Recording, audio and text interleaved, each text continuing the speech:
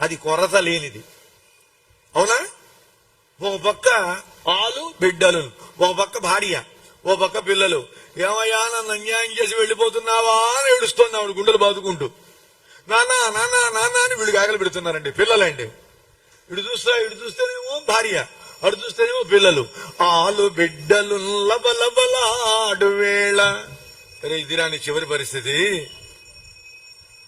స్మరింపగ శక్యమే రామనామమున్. ఇప్పుడు లాస్ట్ లో రామనామం స్మరిస్తే నాకు మోక్షం వస్తుందండి, వైకుంఠం వస్తుందండి, లేక స్వర్గం వస్తుందండి అనుకుంటే నీ లాస్ట్ సిచ్యువేషన్ ఇది. అప్పుడు నువ్వు స్మరించగలవా? స్మరించలేవు. కాబట్టి నాకు రేపటి రోజున ఆయుర్దాయం లేదు అనేటువంటి భావనతో భగవంతుణ్ణి స్మరించే విషయంలో ప్రయత్నించు. కొంత వయస్సు వచ్చింది, 60 ఏళ్లు పూర్ణాయుర్దాయం, అది దాటింది. గరికపాటి వారు చెబుతారండి 72 ఏళ్లు మాత్రమే పరిపూర్ణాయుర్దాయం. 72,000 నాడులు ఉన్నాయి కాబట్టి 1000కి ఏడాది చొప్పున 72 సంవత్సరాలు. అక్కడి నుంచి అంతా బోనస్సే మనకి. అబౌవ్ 72 వాళ్ళంతా కూడా ఓ బ్రహ్మాండం, నో ప్రాబ్లం. అవునా కాదా? అందువల్ల అప్పుడెప్పుడు అంటే కుదరదండి. ఈ నాలుగుకి అలవాటు చెయ్యాలి అంటే మంచి అయినా చెడైనా ఏం జరిగినా కంగారు కలిగినా భయం కలిగినా బాధ కలిగినా భగవన్నామం చేయడం అనేది బాగా అలవాటు చేయాలండి.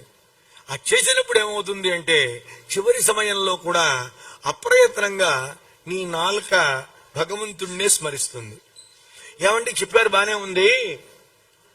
ఒక ఆయన అడిగాడండి మహానుభావుడు. నిజంగా ఇలాంటి ముఖ్యమైన అంశాలని మనం మనస్సులో పెట్టుకోవాలి. అందుకోసం మనం చేస్తున్నా. మొదటి నుంచి నేను భగవంతుడిని స్మరిస్తానండి. మీరేమో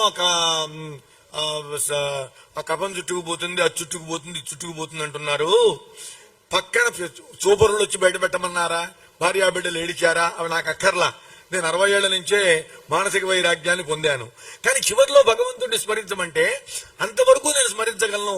స్మరించలేని పరిస్థితుల్లో నేను ఉంటే కపన్ నా కంఠాన్ని చుట్టేస్తే కృష్ణ త్వదీయ పద పంకజ పంజరాంతం అద్యైవ మే విశతు మానస రాజహంస ప్రాణ ప్రయాణ సమయే కఫవాత పిత్తై కంఠావరోధన విధౌ స్మరణం కుతస్తే. నా మనస్తనే రాజహంస ఇప్పుడే నీ దగ్గర ఉండాలి. చివరిలో ఎలా కుదురుతుంది, ఎలా స్మరించను అంటాడు కులశేఖరుడు. ఇలా అంతేనండి. నిజంగా మనలో అంత శక్తి ఉంటే అప్పుడు పరమాత్మ ఒక ప్రతిజ్ఞ చేశాడండి. నాయనా, నీకు ఊహ తెలిసిన దగ్గర నుంచి చక్కగా పెద్దల ద్వారా విషయాలు తెలుసుకొని నీ సంసారాన్ని విడిచిపెట్టు, నీ భార్యతో కలిసి ఉండొద్దు, వేదాంతం ఏం చెప్పలేదు పరమాత్మ కూడా. నీవు చేయవలసిన విషయం కాకపోతే ఒకటి, ఇది పరమాత్మ యొక్క అనుగ్రహము, ఆయన దయ అనుకుంటూ చెయ్యి. అలా చేసినటువంటి వేళ ఏమవుతుంది అంటే ఆయన చెప్పిన మాట, నీవు స్మరించలేని వేళ నన్ను అహం స్మరామి మద్భక్తం కాష్టపాషాణ సన్నిభం. నాకు ఈ మాట ఎప్పుడు గుర్తొస్తుందండి. అందుకని సాధ్యమైనంత వరకు నేను స్మరిస్తాను. వినేటువంటి శ్రోతల్ని స్మరించమని చెబుతా భగవంతుణ్ణి. మనం ఎప్పుడు స్మరిస్తేట మనం చివరి స్మరించలేకపోతే ఆ పరమాత్మ మన తరఫున ఆయనే మనల్ని స్మరించి, మనం ఆయన్ని స్మరించడం కాదు, ఆయనే మనల్ని స్మరించి తన దగ్గర నుండి మనల్ని తీసుకెళ్తాటండి. ఇంతకన్నా ఏం కావాలండి? అందువల్ల ఎప్పుడూ కూడా ఏ మానవుడైనా సరే అనవసర బాధ్యతలు శిరస్సున పెట్టుకోకూడదు, కనీసం కొంతైనా అయిన తర్వాత. అందుకు మనవి చేస్తున్నా, చివరిదాకా పోరాడాలి, చివరిదాకా సంపాదించాలి, ఈ మాటలు పనికిరావండి. ఉన్నంత వరకు మన బాధ్యత మనం నిర్వర్తించాలి. అది కూడా కొంతవరకే. దాటాక వెంటనే పరమాత్మనే నమ్ముకోవాలి. ఇంకెవరిని నమ్ముకున్నా చివరి సమయంలో మనకి ప్రయోజనము లేదు.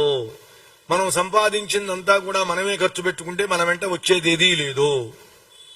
మనం చేసిన దానం, మనం చేసిన సుకృత కర్మ, మనం చేసిన పాపకర్మలు మాత్రమే జీవుని వెంట వస్తాయి. కాబట్టి బతుకున్నంత వరకు మంచి పనులే చేయి. ఇది మన పెద్దలు చెబుతున్నారు. మరి ఇప్పుడు హనుమంతుల వారు చాలా కష్టపడి అంతా చూసి సీతమ్మ తల్లి చనిపోయింది అనుకున్నాడు.